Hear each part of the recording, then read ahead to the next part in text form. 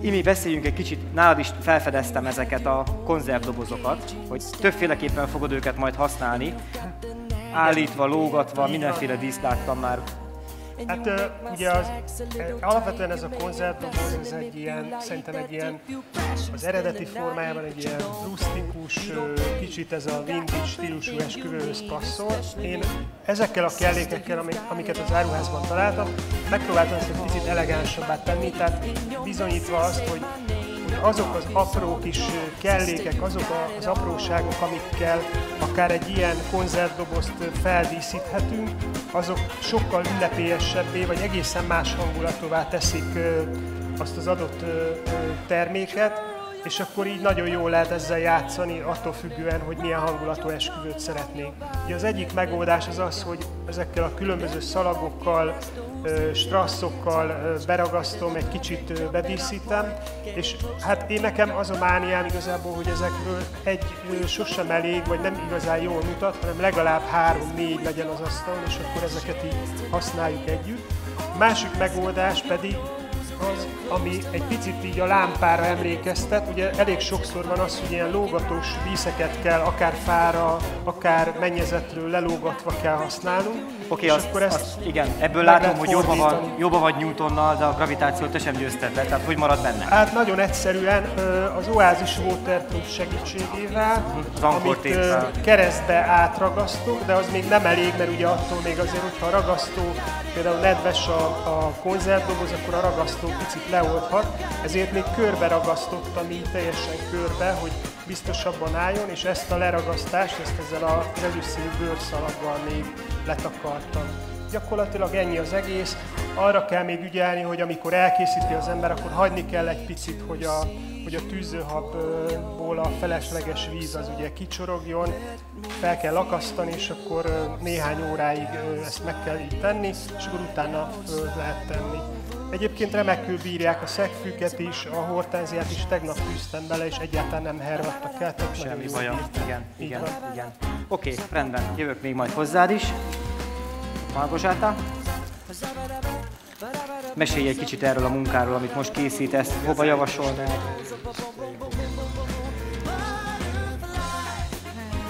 To jest kształtka Oasis kwadratowa. Coś takiego na desce. Négyszögletes Oasis alapra van elkészítve. Igen, ebben 2 darab van, és el van negyedelve maga a nagyobb lap is, szegmentálva van, ugye, hogy a kifolyó vizet, a víznek a kifolyását megakadályozza, hogy egy túl nagy területről folyna a víz, ugye a súly miatt az sokkal erősebb lenne, és 2 van egy ilyen csomagban, fa az alapja. Zamontowany jest do niej siatka miedziana, na której poprzyklejane są rdest sahalijski. Erre ilyen csirkehálószerű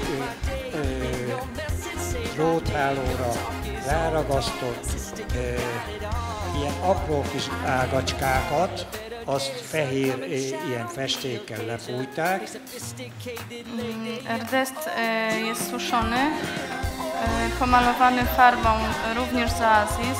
Jest to farba wodna, można psikać nią nawet w pomieszczeniu, bo... És ezt a festéket, amit használ, szintén az Oasis forgalmazza, és mivel vízes alapú, ezért zárt helyiségbe is lehet alkalmazni. Így van, és élő növényre is fújható, ugye ez egyéb rendezvényeinken már elhangzott, hogy a Smithers Oasisnak a festékei azok nyugodtan élővirágra is használhatók. Így van, nincsen benne oldószer. Oké, hova javasolnád ezt a díszt? Hova szoktatok ilyen díszeket készíteni?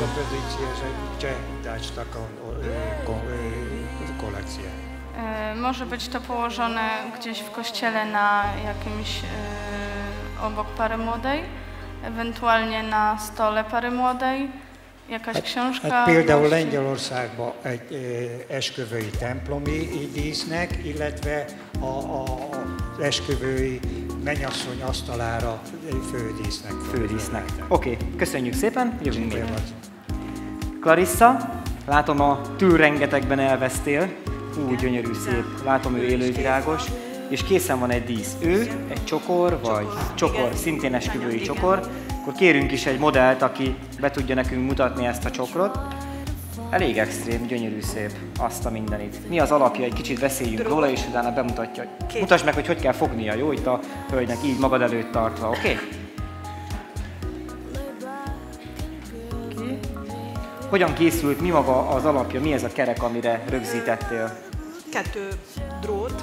Drótváz. Igen, drótváz, az van bevonva szalaggal, és akkor azok a ciklámen kis pálcák, az is nálatok kapható ilyen csomagba, azok vannak feldarabolva, és hozzá rögzítve a 2 drótvázhoz. És vannak azért ilyen különleges esküvőitek, ahol el lehet sütni? Nagyon ritkán. Ritkán, de azért el lehet sütni egy ilyen különleges csokrot. Igen, látom, vagy hogy... pedig, ha így tesszük, akkor csokoralapnak is megfelel, így van. És akkor akár köszöntésre, vagy bármi másra. Még ezt a gyöngyös díszt szúrtam ki itt elől, erről mesélj egy kicsit, mert ez gyönyörű szép. Ez egy képkeret, itt volt, csak ciklámen színnel, igen. És ugyanúgy lefújtam nálatok, ami van a oázisos festék, igen, és akkor az egész alap be lett gyöngyözve. És ez gyakorlatilag egy gyűrűtartó akár? Ez egy gyűrűpárna, látom, hogy igen, egy 2 gyűrűpárna. tű, és akkor gyűrűpárnának. Oké, tehát akkor ez egy nálunk kapható 2 keret. 2 keret, igen. Gyöngyök, szépen bevontat filccel a hátulját, igen, és a 2 gyűrűnek pedig. A gyűrűnek, igen. Fantasztikus ötlet. Hogy tetszik? Nagyon szép. Körbe mutatjuk. Petikém, ismét valami jó kis csokoralapba fogtál. Toronyóra, láncostól, vagy hogy szokták mondani? Ez egészen pontosan. Az alapja ez egy hungarocell félgömb, csak nem a megszokott módon, hogy ugye a belsejébe dolgozunk egy mikrofonnal. Itt is van benne egy mikrofon, annyi, hogy ugye ráborítottam a mikrofonra. Vagyis mi van benne? Egy Smith & Wesson által forgalmazott tűzőhab mikrofon. Csokortartó.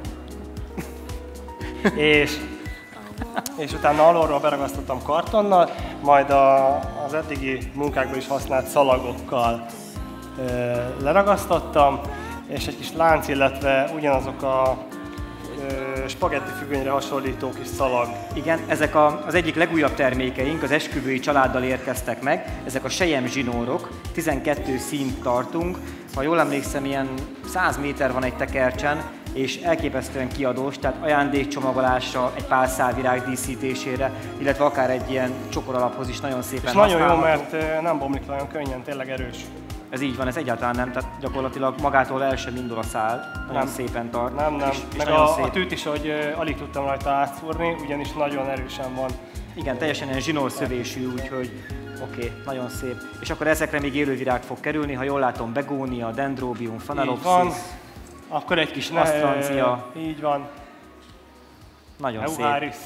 Eucharis, és szintén a nagy kedvenc. És a myoncidium. Szólj, ha kész vagy, és körbeadjuk egy modellel, jó? Hallgassunk egy kis zenét, és már is jövünk vissza.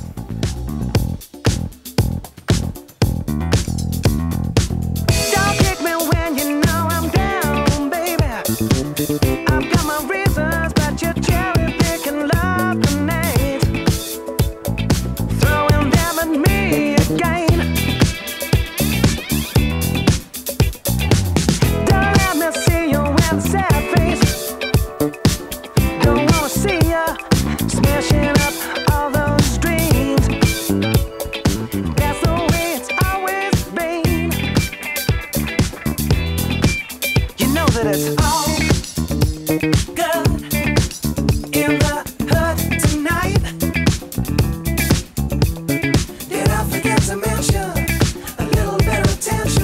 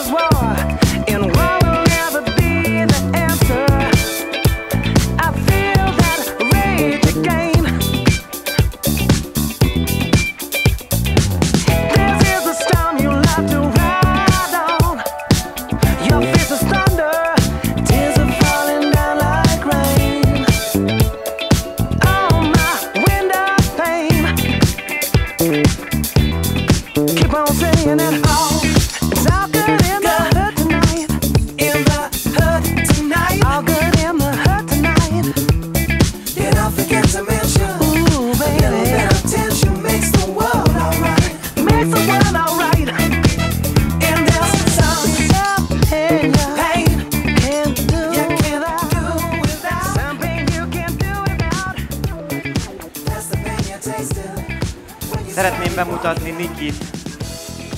Ő Niki, a szépnek nem nevezhető kisegér, vagy inkább nagyegér.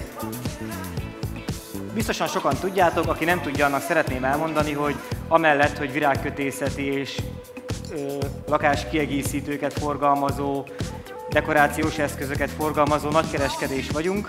A Niki Plüssért is mi vagyunk felelősek Magyarországon, mi vagyunk a Niki Plüss forgalmazó disztribútorok, és ő itt Niki, és keresünk neki majd partnereket. Úgyhogy aki úgy gondolja, hogy ajándéküzlete van, és szeretne shopping shop partner lenni, illetve szeretne ezzel a termékkörrel jobban megismerkedni, szeretne az üzletében erre akár egy pár méter polcot kialakítani, kedves kolléganőink Henny és Vali várnak majd benneteket az áruház egy bizonyos pontján.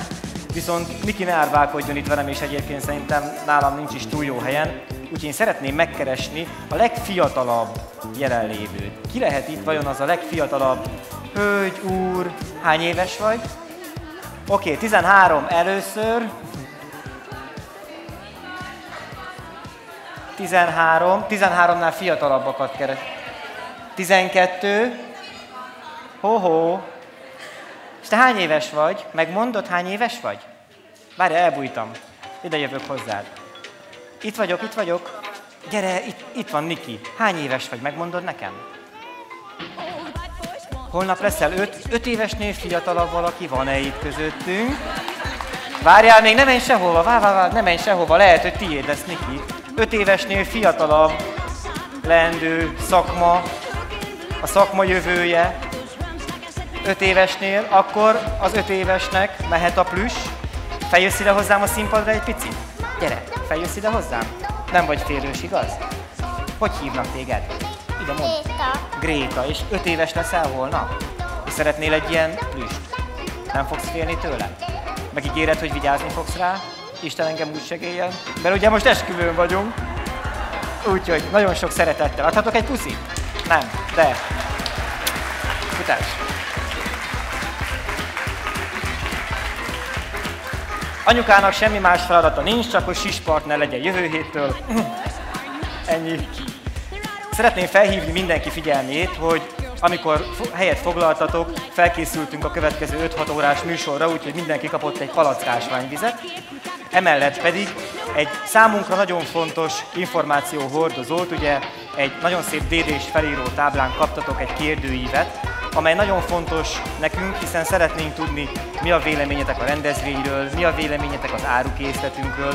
Úgyhogy mindenkitől azt szeretném kérni, egy pár perc gyakorlatilag kitölteni, beixelni, egy rövid véleményt írni.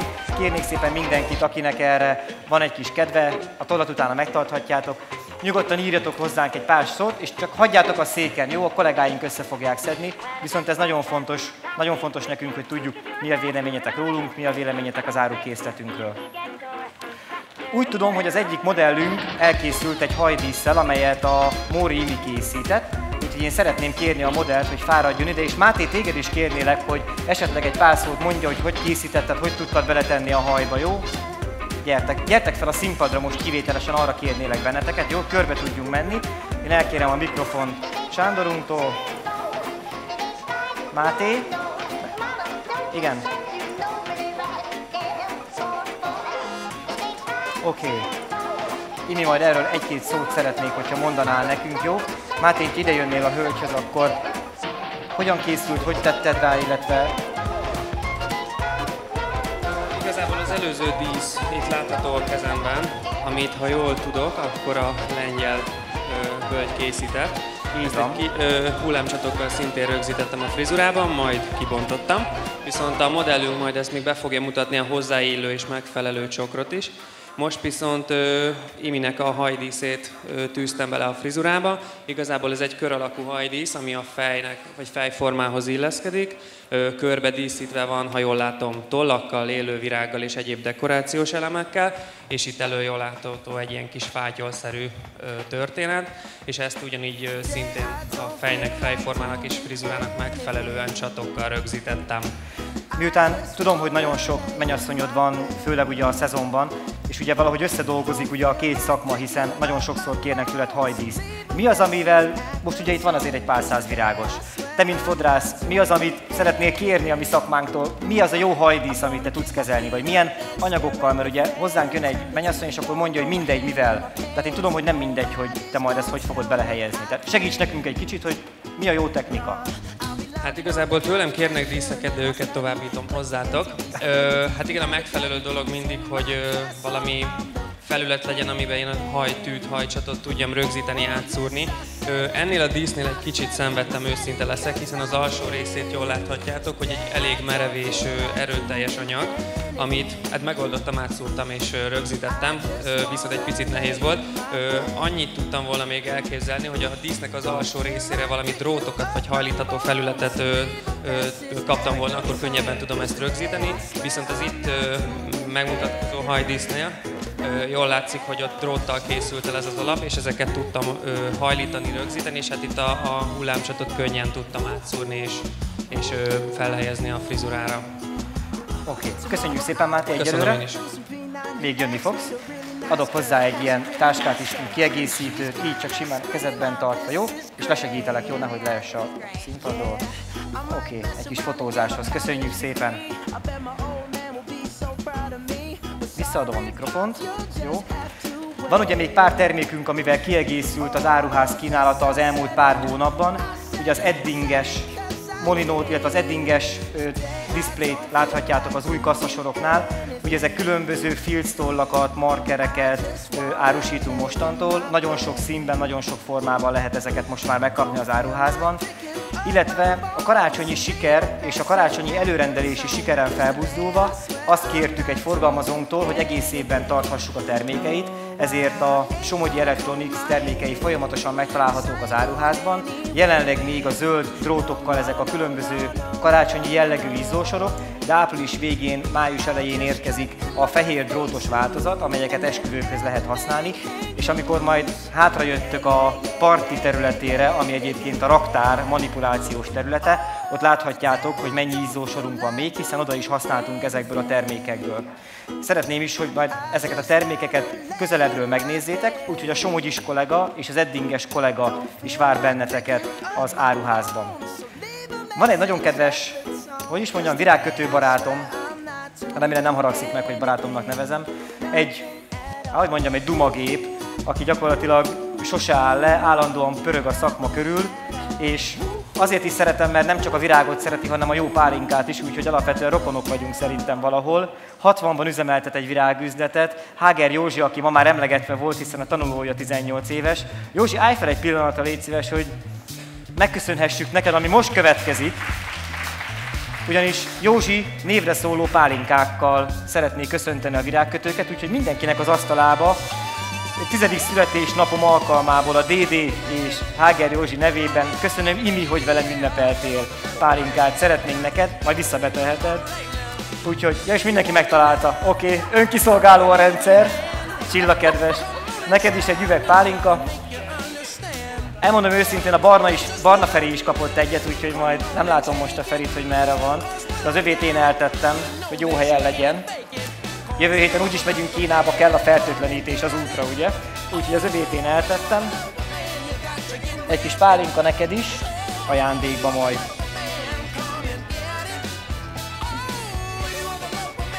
Oké. No, Csilla, hogy haladsz a következő? Az asztal, a székeket elkészítetted, igaz? Azokkal meg vagyunk. Most próbálom készre dekorálni az asztalt. Ugye az esküvőknek nagyon fontos egyik dekorációs eleme a fény. Amit ugyan mi itt hozzá tudunk adni, ugye ez a természetes fény a gyertyák formájában, illetve mi nagyon sokszor használjuk, amiket itt körbe láttok, ezeket az úgynevezett súrlófényeket, amik egyébként vannak kábeles, kinézek a kollégákra, meg vannak, ugye? Vezetékneve? Vezeték nélkül. Kábel. Bocsánat, elnézést. Tehát vezeték nélküli lámpák is vannak. Mi ezt nagyon gyakran használjuk. Akkumulátoros. Akkumulátorosak, igen, köszönöm. És rengeteg fényt lehet beállítani. Én azt hiszem számszerűsíteni sem lehet, ugye? Ezt a azt a fénymennyiséget, vagy fényeffekteket, amit be lehet állítani a lámpákkal. És igazából én azt szoktam mondani, amikor a vendégek bejönnek, nem tűnik fel nekik, de mégis tehát valahol tudat alatt érzem, hogy igen, tehát így kerek az egész. Így kerek. Amit én kiszúrtam itt az elmúlt pár percben, ezek a szalvétáid, hogy hogyan is vannak díszítve, és szeretném körbe mutatni, hogy milyen gyönyörűen a tányér közepébe bele vannak helyezve ezek a szalvéták. Nagyon-nagyon szépen mutatnak ezeket. Nektek vannak, gondolom, a rendezvényeitekhez, de ezt egyszerűen meghajtott, te hajtott. Igen, én majd itt meg fogom mutatni mindjárt, gyertyák a Terrafominen, és megmutatom, hogy kell hajtogatni ezt. Nagyon egyszerű egyébként, rémegyszerű, ezt a rózsaformájú szalvétát. Ezt meg lehet hajtogatni, én textil szalvétát használok most, de a textilhatású papír szalvétából, tehát ez a 40x40-esből is gyönyörűen meg lehet hajtogatni, mert általában ugye azok vannak a helyszíneken. De ha most itt beszélünk róla, akkor én ezt egy picit lerakom innen, ha már ez jött szóba, és akkor megmutatom, hogy kell hajtogatni, jó? Van még egy, tehát ha még egyszer meghajtogatom, hogy mindenki lássa. Elnézést, csak itt egy kicsit koszos az asztal. Szilvia, legyen veled. Hello. Nem, van itt papír zsebkemben. Oké. Szeretnék kommentálni is, ugye? Oké. Igen. Tehát van a szalvéta. Ez a Rodolfo trükk, tudjátok, amikor kijön a nyúl mindjárt. Ezt nagyon egyszerűen csak így félbehajtjuk. Csücsökre. Igen. És elkezdjük szépen feltekerni. A nagymester ennek egyébként a lányom, aki itt ül valahol. Polett vagy a Petra? Hát a Petra is szokta hajtogatni, de a Polett a nagymestere.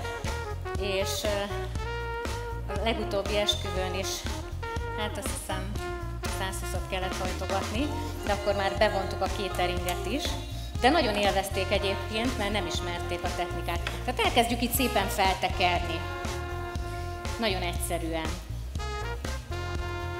Egy picit arra ügyelve, hogy a közep egy kicsit feljebb legyen, ugye, mint egyébként a rózsának a habitusa is mutatja. Ami maradt csücskünk, azt ide betűrjük,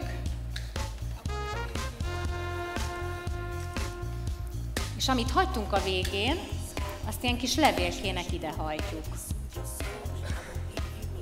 És kész a rózsás szalvéta. De jó. Jó lett, Polett? Köszönöm. Büszke vagy a nyára? Oké. És miután ezt rögzítettük, Gábor, ugye? Akkor ezt majd különböző hírportáljainkon, csatornáinkon meg lehet tekinteni. Megmutatod még egyszer? Hát meg akint esetleg nem láttam, mert ugye forog a színpad. Itt az urak is biztos kíváncsiak rá, úgyhogy... Na nézzétek, fiúk, mert legközelebb már erre is készülni kell. Komplett rendezvény lebonyolítás, szalvétástól, mindenestől. Egyébként ajánlom nektek, hogy amikor leültök egy párral vagy egy mennyasszonnyal tárgyalni, akkor a dekorációban ne csak a virágokat vegyetek bele, mint ajánlat, hanem a különböző dekorációs elemeket. Tehát itt gondolok itt szalvéta dekorra, székekre, tehát nyilván nem nektek van, de le lehet bérelni. Tehát azt gondolom, hogy ez abszolút forgalomnövelő lehet számotokra, hogyha a dekorációt A-tól Z-ig ti csináljátok egy esküvőn.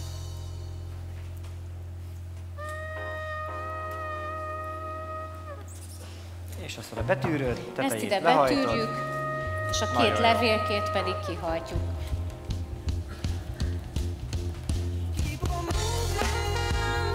És én azért dekoráltam így, hogy azért nyilván ez ugye használatba kerül utána, hogy gombos tűvel rögzítettem a kis rózsafejet, tehát egyszerűen csak ki kell húzni belőle. Nagyon jó. No, és kapcsolódjon hozzád mondjuk akkor a következő kérdés, ha már nálad jártunk. Van nekem még egy gyönyörűséges csokrom. Te készítetted? Nem a te csokrod? Van olyan, amelyik még... hortenziás? Hortenziás. Akkor legyen az, jó? Melyik évben nyerte meg Csilla az Wedding Awardot?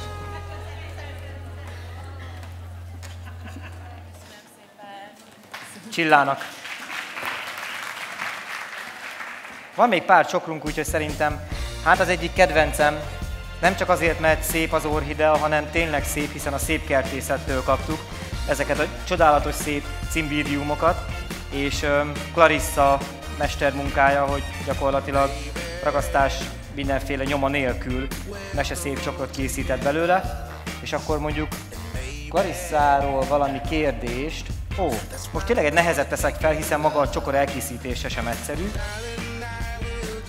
Ugye 2 éve mestervizsgázott Clarissa, ki emlékszik, milyen színben díszített ő? Oké, az összes olyan mestert kizárom, aki vele mestervizsgázott. Oké? Rajta kívül, itt az egész sor itt ül. Nincs kizárás, Ágikám, a tiéd. Te voltál a leghangosabb, mint egyébként a képzésen is. Úgyhogy csókollak. Oké. Ideje azt hiszem egy kicsit beszélni az este további részéről, hiszen ahogy ezt már említettem, folyamatosan gyakorlatilag a kezdéstől különböző tombolákkal, különböző kedvezményekkel készültünk.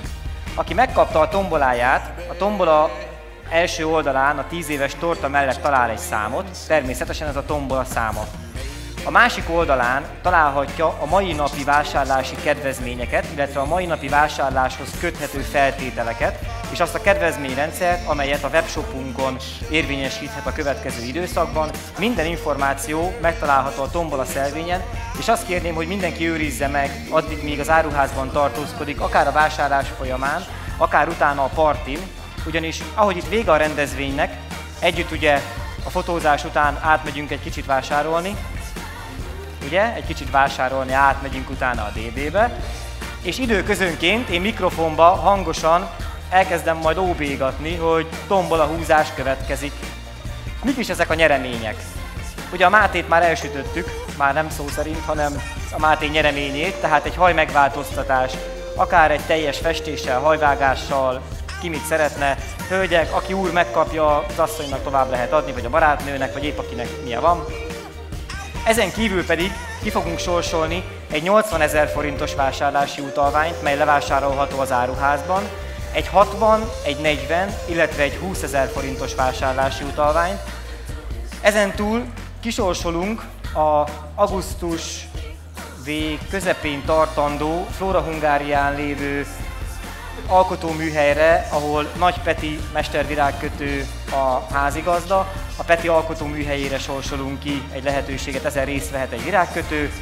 Kisorsolunk egy akvarénás, 4 főre, 2 felnőtt, 2 gyermek részére szóló egésznapos jegyet, illetve a fődíjunkat, ami egy 3 nap, 2 éjszakás deluxe szoba 2 fő részére reggelivel, 5 fogásos traktavacsorával plusz meglepetéssel. Ha valaki megmondja nekem, mi az a traktavacsora, külön kap egy csokrot, mert esküszöm, nem volt időm meggooglizni. Tudja valaki, mi az a traktavacsora? Nem? Gondolom, traktálnak minket valamivel, az úgy meg lenne, vagy traktor, hogy akkor kivisznek a rétre, vagy nem tudom, de trakta. Megvan valakinek? Addig eszek, amíg tudok. Oké. Nagy Petinek való. Egyszer voltunk ilyen 990 forint all-in, ami belefér, 4-szer ment a grillhez. Mondta, hogy vele rosszul jártak. Szóval ezek a mai meglepetéseink, ezeket később még el fogom mondani még egyszer, hogy biztos mindenkiben meglegyen. Tehát ez a tombola sorsolás random módon, én elég hangosan fogok kiabálni, az áruház területére ki fogunk menni, kollégák segíteni fognak ebben, és gyakorlatilag szeretnénk, hogyha az összes nyereményünk gazdára lelne. Ez úgy fog egyébként zajlani, hogy ugyanannyi pingponglabda van, ahány tombolát kiosztottunk, úgyhogy a pingponglabdát fogok majd megkérni valakit, hogy húzzon ki egy szerencsés számot, és azt fog nyerni, akinek a száma ezen megtalálható, és az áruházban van. Ha nem, akkor húzunk újat, addig még meg nem unjuk, mondjuk 3-szor. Jó? Oké. Ki hogy halad, kérhetünk-e még esetleg hölgyeket csokrot bemutatni? Imi, van olyan csokrod, amit szeretnél?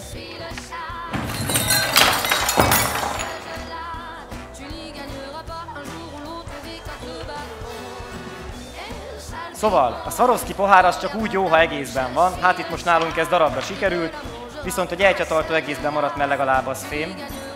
Laki, tudnátok segíteni egy kicsit?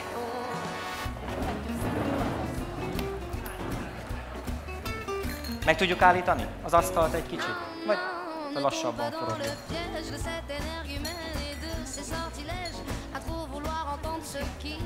Oké.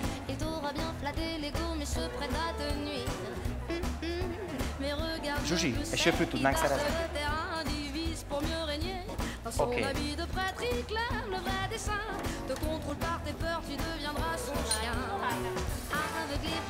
No, de egyébként meg show must go on, ugye, ahogy megboldogult Freddie Mercury is mondta annak idején.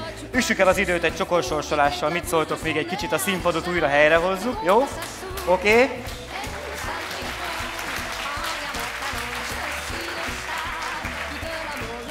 Köszönjük szépen! Egyébként még mindig jobb, mintha ez most fordul elő, mint az esküvőn, nem? Ott is láttunk már ilyet, csak akkor 3-an álltunk az asztalon. Egyik apukám volt, aki egyébként itt, hát nem kis ember azért ő sem, már hogy nálam egy picivel nagyobb. A buli ez is egyébként. Hozzátartozik. Műsorelem volt, csak én is meglepődtem, mert azt hittem a végén lesz. Így kell lepakolni. Tehát most a mosogatóknak segítünk egy kicsit, sokkal kevesebb lesz a pohár és az egyéb. Oké, tehát akkor egy csokrot fogunk kisorsolni. Arra voltunk, itt is kapta, volt. Arra még nem voltunk? Akkor erre is jut, utána arra is jövök, jó? Ágika, figyelnek. Oké, akkor erre fog jönni egy kérdés. A bemutató hanyadik percében dőlt össze az asztal? Várjatok, oké, csináljuk úgy, hogy tippeljünk, jó? Én ránézek, elmondom a feltételeket, jó? Nekem megvan pontosan, hiszen alapvetően egy okos gyerek vagyok, de azért a stopper nem árt nekem se, hogy meddig nyújtózkodhatunk. Megnézem pontosan, 2 perce történt meg 3 pohár. Oké, tudom pontosan, tehát 1 óra 54, ilyen régóta lennénk itt. 115 nem. A 2 között. Hoppá, 1.32 pontos. Sok szeretettel. Belecuppantál a mikrofonba. Szuper. No, tehát igen, 1.32 pontosan. Márko Zsáta, beszélgessünk egy kicsit. Az előbb Laukó Pali, aki sose bír ki egy rendezvényt, hogy 3-nál többször ne szólaljon fel, elmondta, hogy ha ő nem mondja melén, hogy a Smithers Oasis által forgalmazott festékek az egyetlen olyan festék jelenleg Magyarországon forgalomban, amellyel nyugodtan lehet festeni a hungarocelt is, tehát nem fogja megmarni a felületét. Tudjátok, a sima festékkel próbálkozunk, vagy filccel, bármivel, ugye megmarja a felületet, a ragasztópisztoly is beolvasztja, viszont ez a festék nem. Beszéljünk egy kicsit a csokor alapjáról, hisz ez nagyon különleges, hogy hogyan készítette.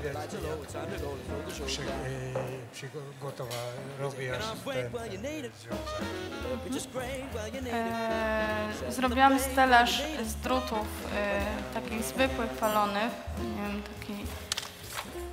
takie zwykłe druty. Igen, ez egy 1-2-es szálas drót az alapja.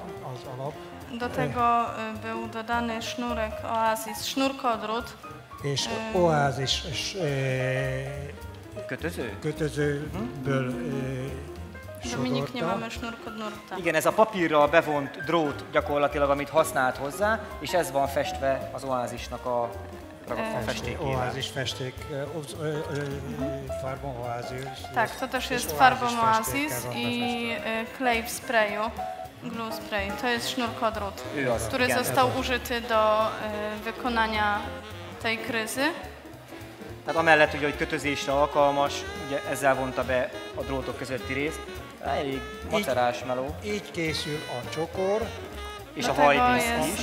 Ez a vőlegénynek a kitűzője. Kitűzője. Te voltál a próbában tegnap, ugye? Én voltam, ma próbáltuk föl, hogy néz ki ez egy férfin, és a hölgy, a mennyasszonynak a hajába van a mennyasszonydísz. Az volt a másik, a hajdísz, amit már bemutattunk. Úgyhogy együtt lehet majd elvileg a 3-at látni, legfeljebb Attila kitűzi, és... To jest taki magnes, tutaj z tyłu. Nagyon jó. Mágnessel odafogadja Attilának. Magnes też jest w produkcji Oasisu. A, wszystko mi się przyczepiło teraz. Igen, és a Smithers Oasis által forgalmazott mágnessel van most feltéve, tehát nem roncsolja az öltönyömet, nem azért, mert drága volt, egyébként igen, csak hogy ezért így, ugye, nem szúrjuk át a tűvel, viszont nagyon vigyázni kell, a csomagoláson is rajta van, és mindenkit mondunk, bár szerintem mindenki tudja, fel kell hívni a vevők figyelmét, hogy akinek ugye szívritmus szabályzója van, annak a mágneses nagyon javasoljuk, ha csak nem akarjuk kiírni. Hát sose lehet tudni, hogy most kire akarunk ilyet adni, nem? Készüljünk fel mindenre. Jövök. Jest to doskonałe rozwiązanie tego magnesu, właśnie żeby nie uszkodziło ubrania, ale nie można go używać, jeżeli ktoś ma rozrusznik serca, także trzeba zapytać o to. Erre fölhívja a figyelmet, hogy pacemaker esetén azért jobb, hogyha nem használják. Nem azért bólogattam okosan, mert értettem, hanem sejtettem, hogy erről van szó. Oké, kérünk egy modellt, akivel ezt a csokrot bemutatjuk, jó? Bárki. Azt viszont elmondhatom neki, hogy a fodrásznak mi volt az észrevétele? Azt már elmondtuk. Ő még nem hallotta. Akkor mondd el neki. Jó. A fryzjer miał taką uwagę. Ładnie jest ten ostrowy, z tym, że trzeba dodać drut, dlatego może zachęcić te spineczki. Bo tam trudno, ciężkie i trudno tam założyć tam włosa. Okay. Mindenki figyeljen. Hogy fryzjer miał łatwo robotę. Vagy a fodrásznak könnyebb sorsa legyen. Oké. Karisszám, te épp egy táskát készítesz, ami ehhez a vízhez van, ugye a bőrhöz. Ugye? Mi az alapja, mert azért ez hungarocell, és az hogy? Ja, és be van csak. Tűzőhabot használtál, vagy... Van tűzőhab a tetején, és akkor abban van a hortenzia beletűzve, a gyöngyök, meg a szalagok, meg a liziantusz, az fölfűzve, és így keresztül. És így szépen lóg rajta. Igen. Nagyon szép. Oké, Peti még egy csokrot készítes, akkor szóljon egy kis zene, és utána folytatjuk. Még ott lesz.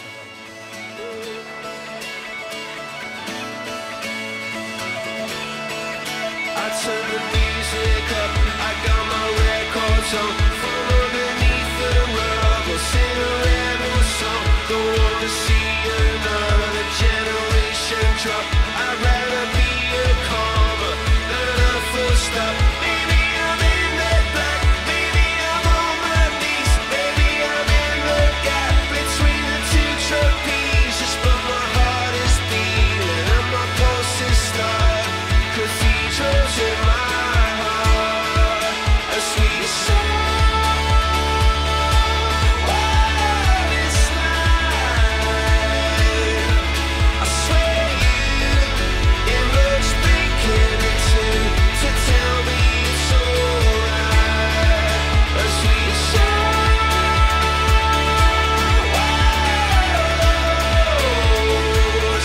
Every shadow is a symphony, and every tear's a waterfall. It's a waterfall. It's a waterfall. It's a waterfall. Every teardrop is a waterfall. So you can't hurt. Szeretnék kérni még két modellt, aki bemutatna még 2 csokrot, hiszen Clarissa közben elkészített egy szintén nálunk kapható gyönyörű tollakból egy csokoralapot, ami egy meseszép, gyönyörű szép vanda orchideával, dendrobium orchideával van betűzve, és van egy másik, szintén nagyon-nagyon szép tollas alap, amihez gyönyörű gyöngyök vannak felfűzve, úgyhogy ezzel is tudtok egyet fotózni, egy kicsit menjetek körbe.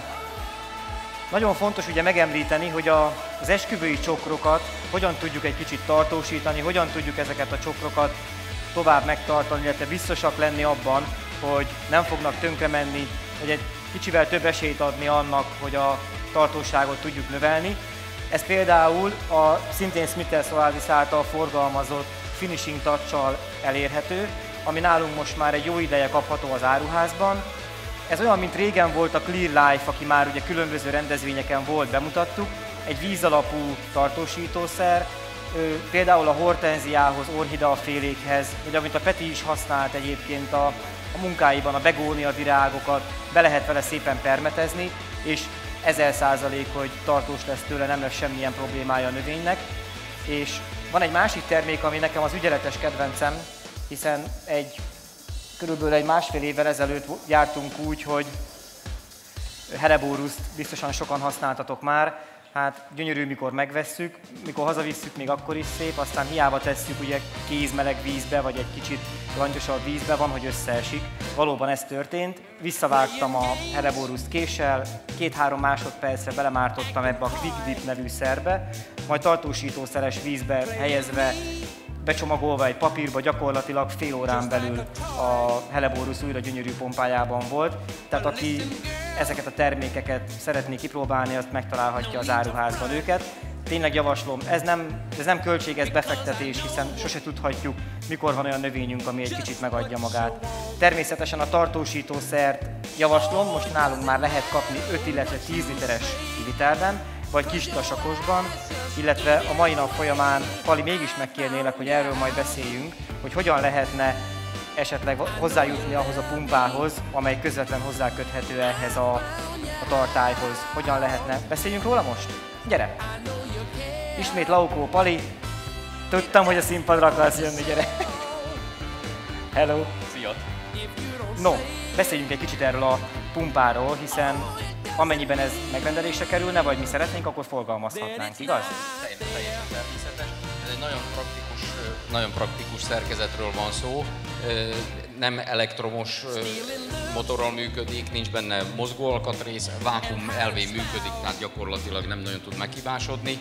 És a lényege az, hogy be lehet rajta állítani a vágott virág tartósítónak az adagolását, bekötni az előre menő vízáramba, és nem kell méricskélni, kis mérőedénnyel, nem tudom én mivel, hanem egyszerűen ha be van állítva, akkor a végén pedig van egy pisztoly, és annyi vizet engedek a vázában, mennyire szükség van, és rögtön adagolja saját magának a vágott virág tartósítót is.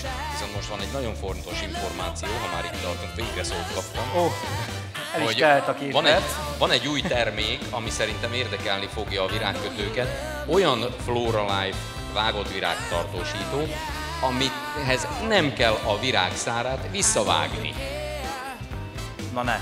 Ez egy új termék, még nálatok sincs, Anya, viszont nem kell visszavágni. Lehet rendelni, úgyhogy egyébként Be tudjuk mutatni? Van itt most nálatok minta belőle? Nincs most. Ugyanolyan, mint a kannás Floralife, de ez csak sűrítményben van, tehát a literenként 5 ml kell belőle.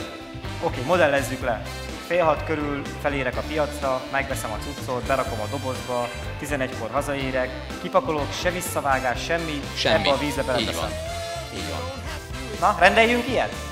Hát szeretnétek kipróbálni? Én biztos. Ugye a Floralife-nak a tulajdonosa, a cégnek a tulajdonosa az Oasis, a Floralife egy 80 éves cég, amely 80 éve csak ezzel foglalkozik. Tehát ugye ezt a hipót, rész 2 forintos már régen nincs, meg Domestos, meg mit tudom, ilyen házi megoldásokat már nagyon-nagyon el kéne felejteni, hanem kizárólag a Floralife-val kellene tartósítani virágokat, hiszen ebben nem csak fertőtlenítő van, mint a hipó, ugye, hanem tápanyagú tápótlás, a víz pH értékét beállítja, tehát ennél jobb nincs. Oké. Ennél jobb megoldás. Rendelni fogunk. Köszönöm. Köszönjük szépen, ki fogjuk próbálni. Van nekünk még ajándékcsokrunk, és ha jól látom, legalább egy biztosan. Oké, akkor még egy kérdés belefér. Akkor most erre a részre jövök, csak ide fogok összpontosítani, jó, felétek. Hol lesz a ma esti buli az áruházon belül?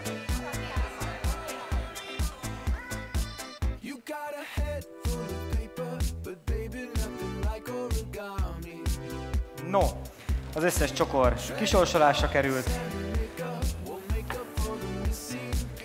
Most tényleg nagyon komolyan, minden viccet félretéve. Így is gyönyörű az asztal, nem látszik rajta semmi, nem? Csilla, egy hatalmas taps neked, pillanatok alatt összeraktátok. Azt mondom, hogy a gyertya hiányzik róla. Egyébként most egyfolytában azon gondolkodom, hogy mi történt az asztallal, mert hogy kvázi a két lába így összecsukott. Lehet, hogy szólni kéne a kollégánknak, hogy most már kijöhet, aztán nem kell tovább hajtani. Nem kell. Semmi gond, ez tényleg előfordul. Oké. Még egyszer szeretném kiemelni a mai délután fontos elemeit, ugye a tombolát, amely a rendezvény vége után folyamatosan, randomszerűen az áruházban fog kisorsolásra kerülni. Ugye a különböző címletű kedvezmények, illetve tombola ajándék, utalványok 80, 60, 40, illetve 20 000 forint értékben. Egy Hintenberger Mátéhoz egy teljes átalakításra egy kupon tőlünk, a Nagy Peti virágkötőmester alkotóműhelyére augusztusban a Flora Hungáriára egy jegy, a Decoration and Design és a Flora Hungária jóvoltából. Nézek az Andrással, Flóra Hungária jó voltából. Köszi. Oké, az Aquarénába egy 2 felnőtt, 2 gyermek részére szóló belépő, illetve egy 3 nap, 2 éjszakás deluxe szoba 2 fő részére reggelivel, 5 fogásos traktavacsorával. Ezek szerint kiderült, eszünk, iszunk amennyit bírunk, plusz ott még egyéb meglepetések, és az előbb kifelejtettem, hogy szeretném felhívni a figyelmet rá, hogy van még egy meglepetésünk, méghozzá itt szembe a Cantor Gason egy 20 000 forintos tankolási utalvány, úgyhogy én úgy gondolom, érdemes velünk maradni a rendezvény után is minél tovább, nem csak azért, hogy bevásároljatok és a Samsungnál, vagy itt a Sunnál lévő őrzött parkolóba hagyhassátok az autókat, hanem azért, mert a Vega Show Band vár minket egy kis zenével, amelyeknek a szüneteiben, a zenék szüneteiben szintén sorsolások lesznek. Lassan egyébként minden virágkötő az utolsó munkáját kezdi el készíteni. Én szeretném, mielőtt még vége lenne, egy körülbelül 5-8 percünk van ebből a mai délutánból, legalábbis a show részéből. Szeretném megköszönni azoknak a munkáját, akik ezen nagyon sokat dolgoztak, nem csak az áruházi dolgozók, hanem nem csak kifejezetten az áruházi és kesenkeri dolgozók, akik azon fáradoznak az elmúlt 1,5-2 hétben, hogy a megújult szigetre betöltsék ezt a rengeteg árut. A raktár, aki majd meg fogjátok látni, teljesen alávetve a raktári szabályokat annak, hogy egy gyönyörű környezetbe kerülhessen a raktár, egy igazi esküvői bálteremmé varázsoltuk ezt át. Szeretném megköszönni az értékesítő kollégáknak, akik nagyon-nagyon sokat dolgoztak azon, hogy ti itt legyetek most. Marketingnek, külön Tóth Zsuzsi rengeteget dolgozott azon, hogy minden hírlevelünk időbe kimenjen, a regisztrációkat folyamatosan kezeljük.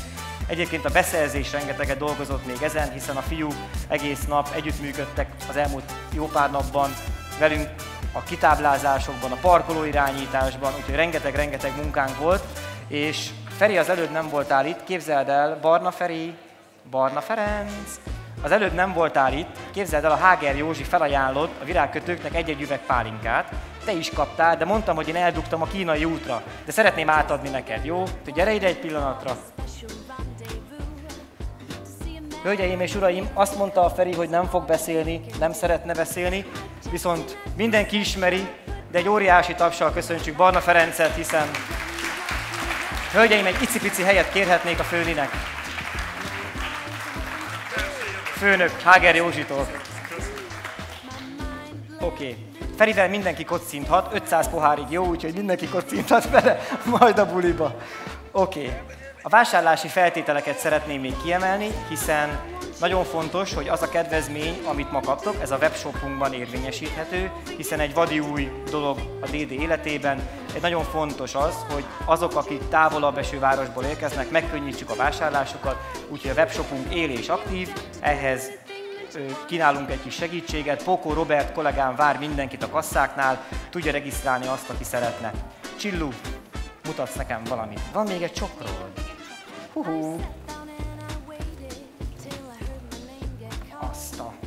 Akkor őt is ki kellene sorsolnunk, igaz? Jó.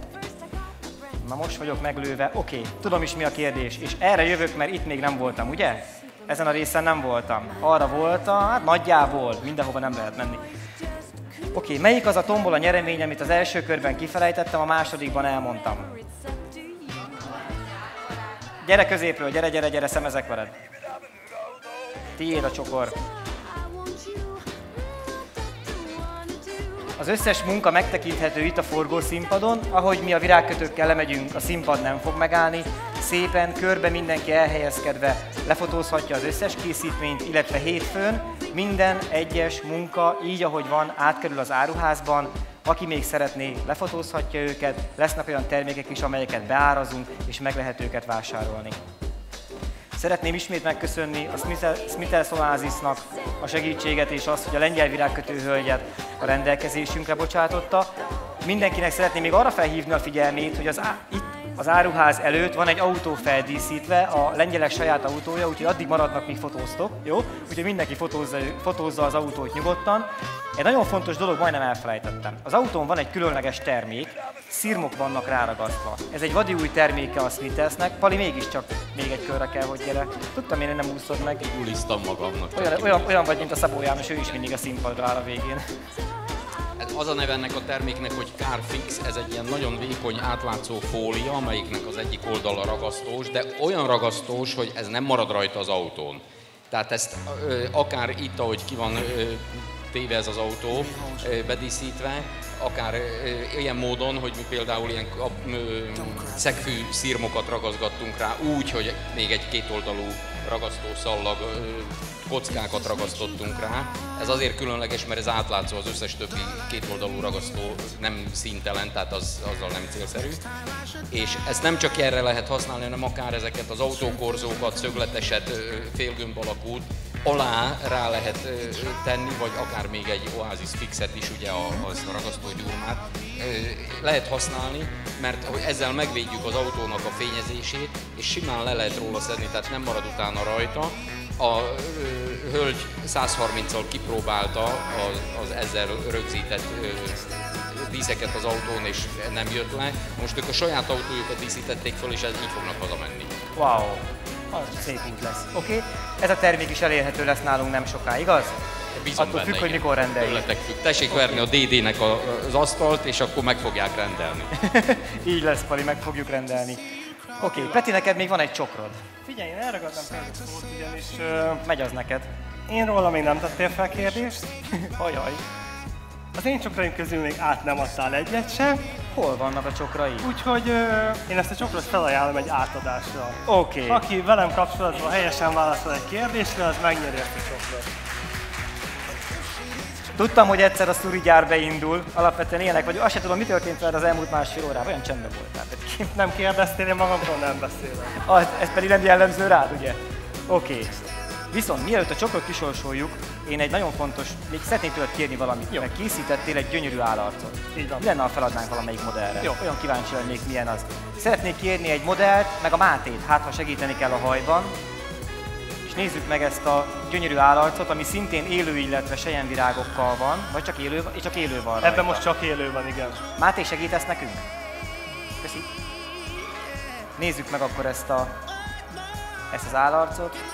Tehát nem csak farsangra, hanem hogyha meg szeretné lepni valaki a vőlegényt, csak nehogy a hajjal valami legyen, nézzük már meg, hogy... Gyertek fel, persze. Gyertek. Ide, jó? Itt, be tudsz. Na nézzük, tegyétek fel. Addig én beszélek egy kicsit, utána kisorsoljuk a csokrodat, oké? Szóval, tényleg pár perc van hátra, mindenki az utolsó simításokat végzi, az utolsó munkákon. Még egyszer szeretném megköszönni mindazoknak, akik munkával, bármilyen segítséggel, részvétellel, főleg nektek támogatták ezt a mai napot. Én tényleg szeretném azt, hogy aki csak megteheti, aki csak tud, maradjon velünk egy kicsit, kocincsunk egy pohár vízzel, utána ígyunk egy kortyot, táncoljunk egyet, élvezzük egy kicsit. Mi nyitva tartjuk az áruházat körülbelül 6 óráig, addig nyugodtan lehet vásárolni. Utána pedig, és már egy kicsit hamarabb közben is lehet egy kicsit enni, beszélgessünk, táncoljunk egy kicsit. Úgyhogy tényleg egy igazi szülinapi esküvős buli fog a raktárban, tehát az áruházon belül a raktárban lezajlani, ahol is a Vega Show Band fog játszani ma este. Úgyhogy én bízom benne, hogy amennyien csak tudtok, maradtok, még ha nem is olyan túl sokáig, vagy nem tudom ki meddig szeretne, mi itt leszünk ameddig kell, akár reggelig. Petikém, elégedett vagy? Igen. Kedves hölgy is elégedett? Abszolút, Máté? Haj, rendben van? Elégedett vagyok. Rendkívül. Még egyszer ezt úgy, hogy elhiggyük.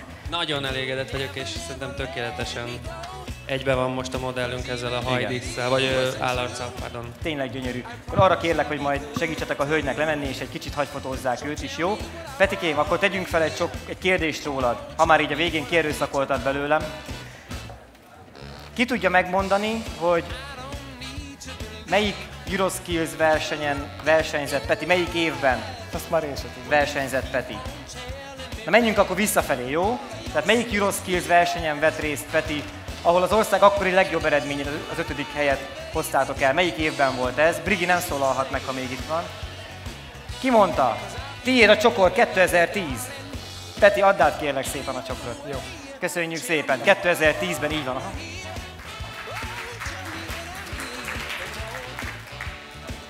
Oké. Imi, Csilla, utolsó simítások, meg készen vagytok. Oké. Akkor, mielőtt finálé van, azt szeretném megkérdezni, és nem is megkérdezni, arra szeretnék kérni mindenkit, csak és kizárólag azt tapsoljon, akinek tetszett a mai nap asztalostól mindenestől.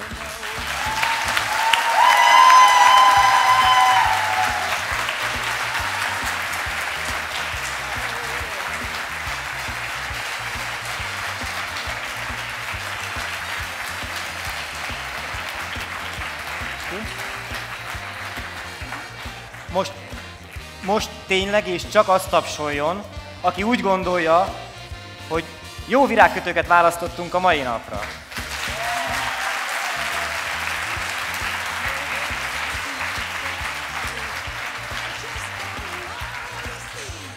Most csak azt tapsoljon, aki miattam jött, nem, ez nem.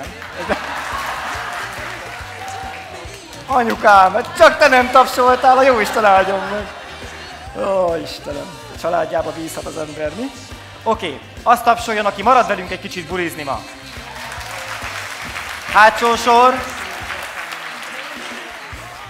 Szeretnénk megmutatni még egy termékünket, amely szintén nálunk kapható. 4 kollégám a 4 sarokból megmutatja most.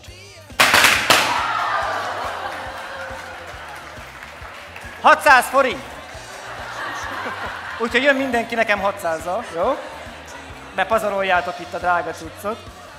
Szeretném megköszönni a virágkötőknek a csodálatos délután. Szeretném megköszönni Molnár Csillának, Szép Klarisszának, Nagy Péternek, Móri Iminek és Margozsát a Partikának, hogy itt volt ma velünk. Mindenkinek köszönjük a Decoration and Design nevében boldog születésnapot nekünk. Fotózzatok, használjátok az ötleteket, és várunk mindenkit a vacsorán a DD-be. További jó szórakozást!